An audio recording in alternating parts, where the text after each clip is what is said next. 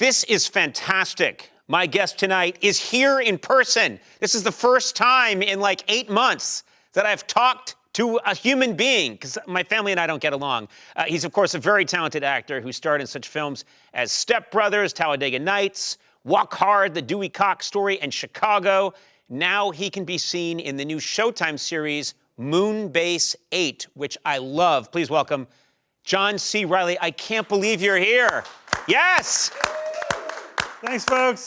All three of you. Look, Andy, a human being, agreed to come here and sit with me, and it's John C. Reilly. I still don't believe it's John C. Reilly. It's me, Andy. I'm pretty far away, and it sounds like him, but I mean, it could be We anybody. did a movie from here. together. I know. You I had guys... a mustache on for the movie, but you should still recognize me. All right, Yeah, all right. that's right. Well, anyway, I cannot tell you how happy I am to be talking to you in person. I love talking to you. You've always been a good friend to me and to the show, but the fact that you got tested yesterday, you got tested for us. Yes, I'd already been tested twice this weekend, but I was like, all right, you want to send your guy too? Bring him on. Right, so you've been tested like 600 times. Yeah, well, this weekend just 3, but that's quite a lot of nose probing for me.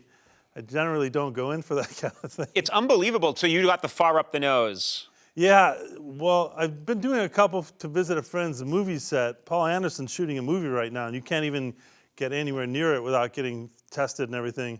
And I discovered there, one nostril is better than the other for me. Yes. They're like, do you have a preference? And I was like, I don't care, right? And then it was like there was a little resistance in the right. Right. And then I realized, like, I have kind of a deviated septum, I guess, on my right-hand side, so make sure you pick your nostrils right. Yeah, correctly. They get so far up there. I don't know how many people watching have had the up-the-nose test, but if I was wearing a little hat on the back of my head, it would get knocked off. They go back into cavities that you didn't. I thought the nose stopped, like here. Apparently, that cavity goes into the middle of the brain. You're a guy. I got it done. They used a chopstick. I was like, that's not even a swab. Yeah, Andy, though, that was not a testing site. You went to a Chinese restaurant. I thought Panda Express was a drugstore. Okay, well. You know what's interesting for the film production one? They go into the nose and then open your mouth, into your mouth. So it's the same one. Right. So it's like, I'm going to force you to pick your nose real quick, and you're going to... And then I'm going to force you to eat it. But your guy, and I'll call him your guy because you sent him to my house, he came and he's like, I said, are you going to do the nose and the mouth? He's like, no, just the nose. And I was like, oh, okay. So he puts it in, and it's like way far in. And he's like, and hold, Yes. 10, 9, 8. I'm like, what? I got to sit this thing parked in my nose for 10 seconds now? Guess what? That shocked me too, because because you agreed to do this, I got tested by a different person yesterday. He came to my house, must have been the same guy. He got out, he was wearing like a tracksuit, and he took the stick and he put it up my nose until they get back there and they start triggering weird memories and synapses that haven't been fired.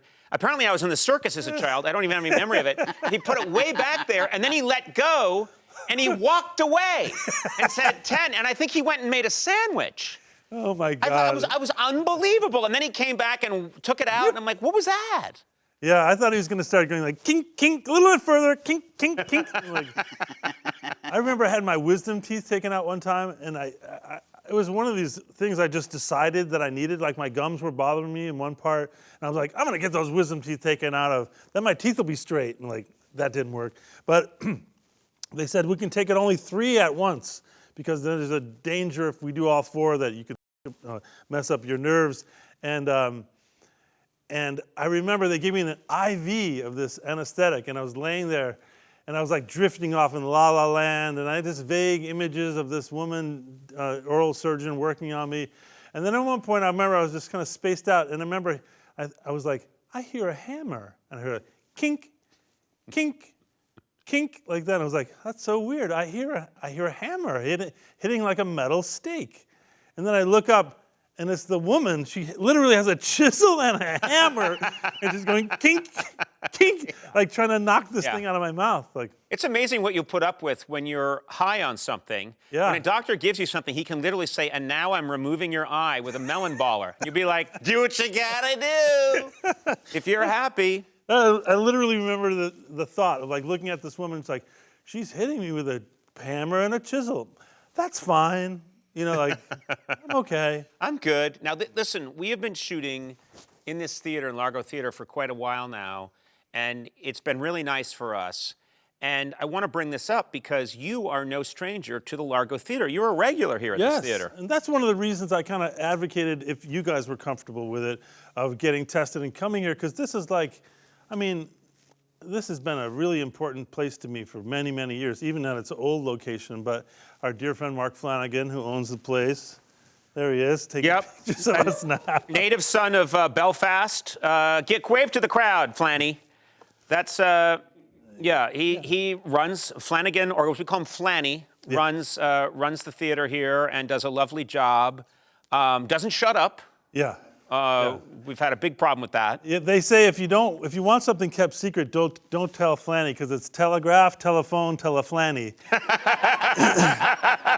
And whatever you tell him will be dispersed among a large network pretty fast. Yeah. No, I love too, you brought this up, but it really is like there's an Irish mafia, because a lot of theaters are in trouble, and Flanagan's like, I'm in trouble. I'll call O'Brien. Exactly. And then let's get O'Brien on the phone. And O'Brien's like, oh, don't worry about it. I'll get John C. Reilly to come in. It's Reilly, O'Brien, and Flanagan. Look, we have to watch each other's backs. That's the way it works. Yeah. This place has been like the heart of my community in LA, even though I'd lived pretty far away from here. Like, LA, you get people talk about how it's so alienating, everyone's off in their own little pockets, but this place has been a hub. So I want to say on behalf of all the fans of Largo and all the performers of Largo, thank you, Conan, for coming here and spending your money here so that the place survives. I really appreciate it. Well, we're not paying them. We've just I don't have to. It turns out we're related. I said, no, it's been a really nice thing. It's been a thing that's worked out for everybody. So we've been really happy to do it. Have you ever thought of this, that you've obviously had this great career and a lot of accomplishments, but you seem to also be particularly adept at being the buddy in a buddy movie? So many times you've been that guy, and it almost feels like you're Hollywood's go-to. We need someone to play opposite. It's almost like you're a great musician that way. We need someone to play opposite Will Ferrell, and who is that guy? And you seem to be perfect. We have this repellent star, and we have to find someone who's able to get along with him enough to portray his best friend. No, the truth, there's only, it's only one best friend part I had to play where I didn't quite feel like the person's best friend by the end of the project. But for the most part, I do, this guy wants to know who. I know, I love that our cameraman went, huh? Like, no, we're not, it would be rude to ask, but who was it? I don't want to say. But what I was going to say is that. Good try. Is that you do end up becoming best friends with people in a way, like even in a movie that wasn't necessarily a comedy or whatever, like obviously Will and I are very, very close friends, but Joaquin Phoenix and I just did this movie, The Sisters Brothers, and Joaquin is like a wild animal, it's like watching a raccoon go through the garbage on screen. You're like, what is it gonna do now? Like, right. So I didn't know what it was going to be like with him, and it did take us a second. It took him a second to trust me that I was just there to do the best I could, and I wasn't going to judge him or whatever. And now, I swear to God, I would do anything for that guy. I would take a bullet for Joaquin Phoenix. Yeah. Because you just end up, through the fictional friendships, you end up getting so close to people. It's a beautiful thing. And I think part of it is that I have the ability, and I've recognized this in myself, I have the ability to be either the alpha or the beta. And I can flip back and forth. And Will Ferrell is like that too. Not everyone is. Often the star of movies, they're just the star. They're the alpha guy, and that's that. But I'm always able to, deliver when you need me to be, the alpha, but I can also, stand back and let the other person have the floor. And I think that's an admirable quality in anybody. Do you think? I mean, people must be asking you all the time about a Step Brothers sequel. If there's going to be another one. Only when I leave the house. Only when I leave the house am I asked that question. I've called you at home and asked you, so that's not 100% true. That's true. Phone interviews often get around to that. Yeah. Yeah, it's a beloved movie. I mean, I love it. Yeah. So much of that movie has stories from my own childhood in it. You know, Will and Adam and I all sat around together, basically just trying to make each other laugh for weeks and weeks. And a lot of, you know, Don't Touch My Drum Set, you know, getting beat up by a gang fight worth of kids. And a lot of that stuff just came right out of my life. So it felt very personal and it felt very handmade in a way too. Yeah, yeah. The fact that Will and Adam made it. And then, you know, the surprising thing was like the appeal among not just younger people or like the whole family was, you know, all the moms were like, oh, I just wanted to grow you up. That's what Will's mom said to me at the premiere party. She's like, oh, me and my friends just love this movie. We just want to grow you up. Well, good luck with that. You know, like, the movie ends. We're kind of exactly where we were when it started. I know. But no progress is made. but I don't know. Like I think like a lot of artists, all three of us are kind of felt like, well, you know, unless we were really sure that we could do a better version or improve on what it is, let's leave it alone. And sequels. That's cool. Sequels are hard to pull off. Yeah, they are. I mean, Aliens maybe, but Godfather 2.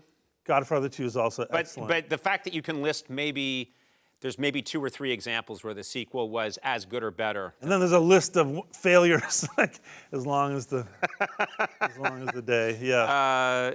I'm just curious. You've been in the business a while, and you're at a level where I would think you've met pretty much everybody. Who, present company aside, blew you away the most? Who were you most excited to meet? Oh gosh.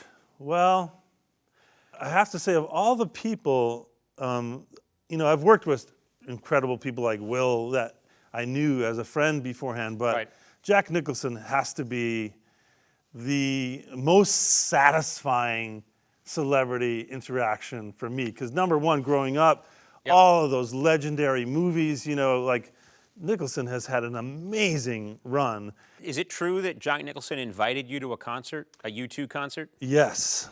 So we were in Detroit, and it was getting towards the end of the shooting, and I had this great scene in the movie where I betray his character on the stand. Yep. On a side note, when I betray his character on the stand, my mom was watching the movie in a movie theater, and when I turn on him in court, she goes, "Not my John."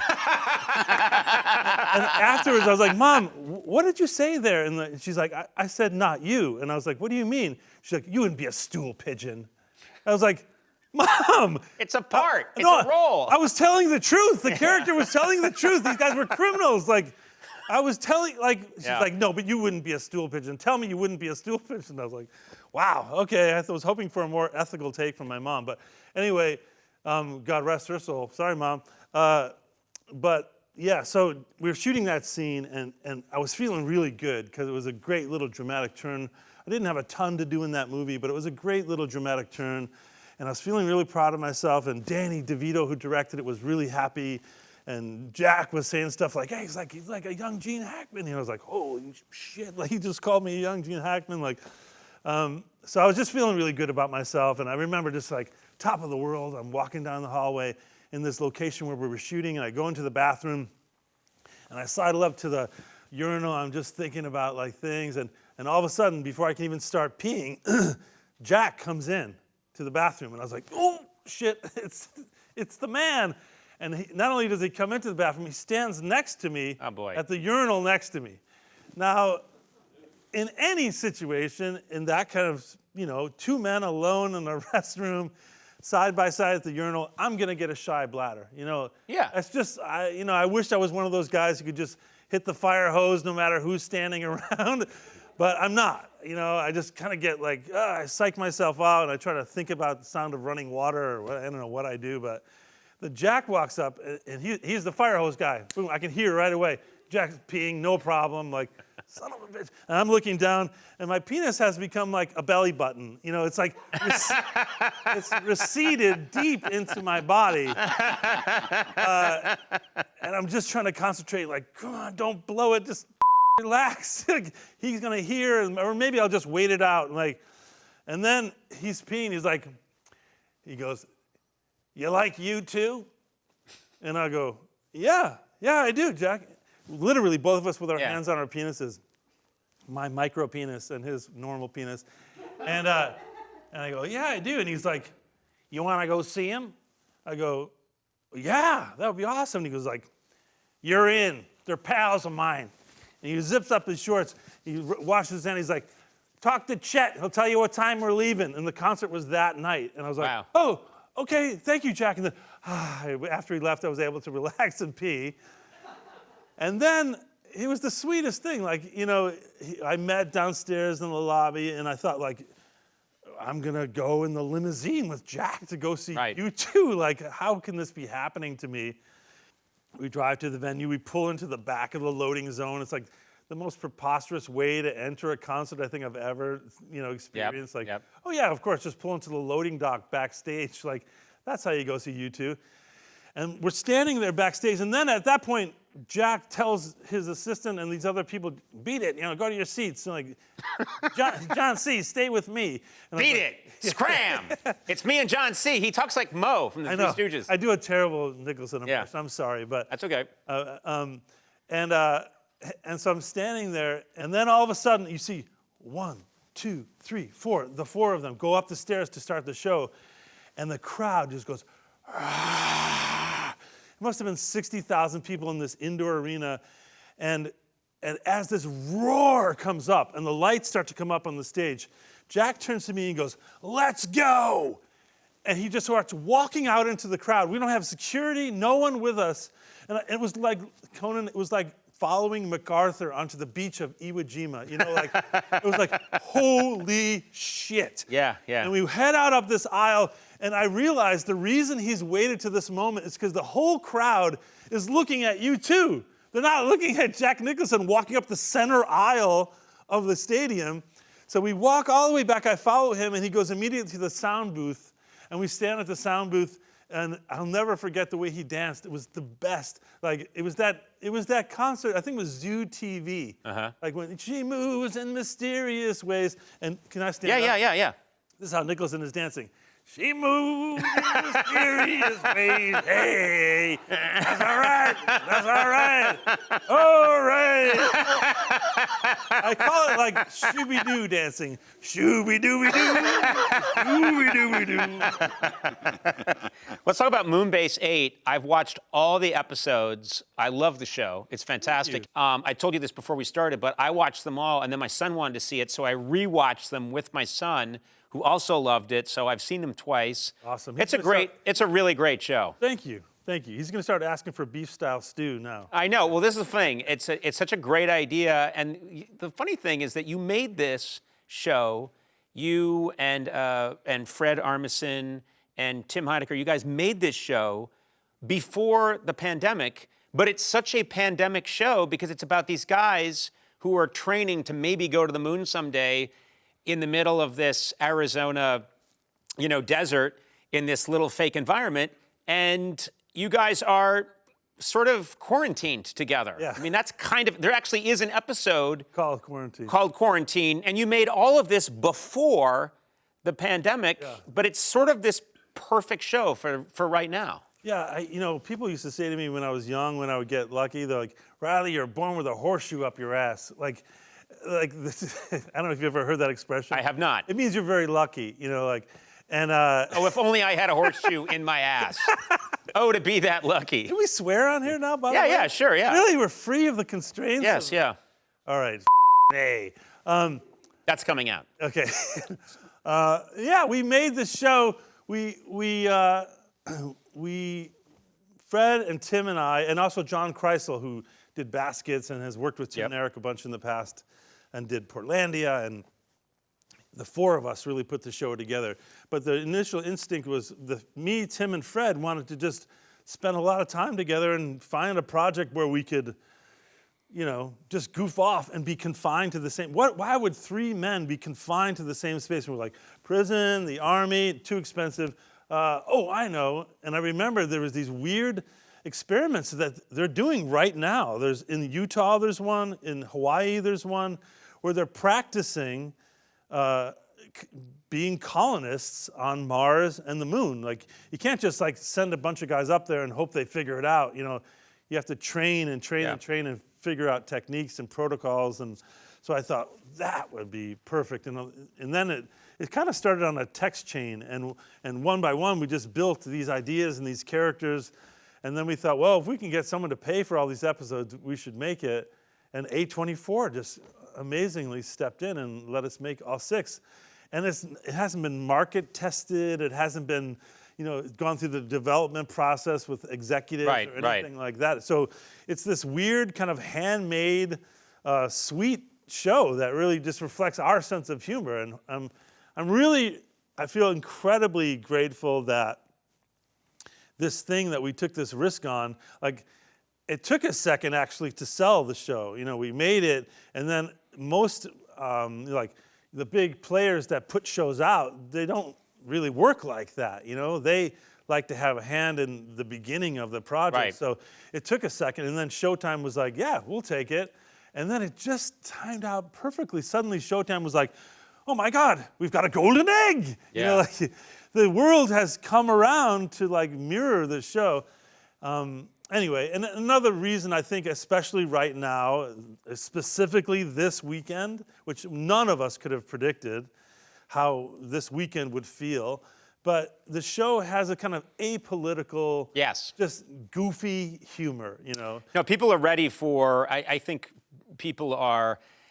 everybody is burnt out and exhausted by what's been going on in our national discourse. And then so this show about these 3, I don't want to call them idiots. They are idiots. But they are idiots. These 3 idiots who are on a moon base and practicing to maybe go to the moon, and none of them are qualified to ever go to the moon. Maybe Fred Armisen's character, but really, well, there are a couple things. Plausible eligibility. Yes. Let's say. But it's funny, but it's also sweet, and the fact that I loved watching it with my 15-year-old son, and we were both howling at the same stuff. I mean, that's a good sign. That's a real gift right now. We have a clip here. Do you know what the clip is? Well, in this episode, our characters have had a very dispiriting and kind of self-esteem busting interaction with a SpaceX crew. It's really funny. The SpaceX base, turns out, we didn't realize it, is nearby in the desert. And we see them one day with these binoculars setting up, and we reach out to them, and we quickly realize, wow, they're a lot sexier than us. They're much better funded.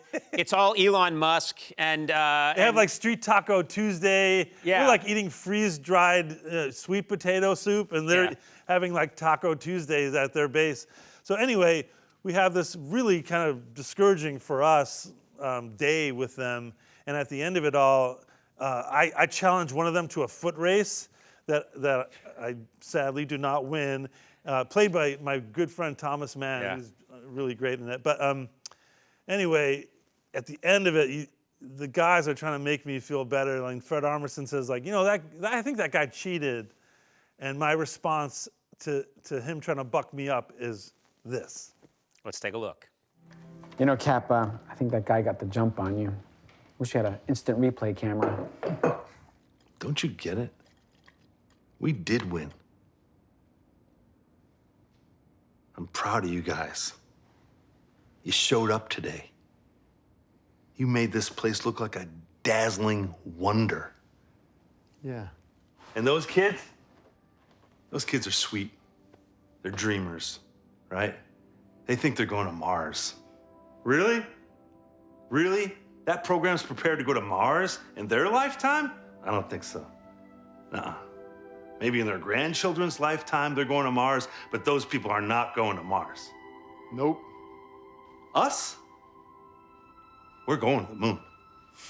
Yeah. Yeah, we are. We are going to the moon. Yes! You get it? Yeah. You get it? And when I get up there, Yeah, Cap. I'm gonna look down at them, and I'm gonna flip them the bird. Hell yeah. I'm gonna flip them the bird so bad their heads will spin. Heck yeah. Because we're moon men. Yeah. We're going there. 3 cheers for Robert Caputo. Hip hip hooray! Hip hip hooray! Hip hip hooray! Take your boots off before you go up on the table, though. Well, can you just have his moment here?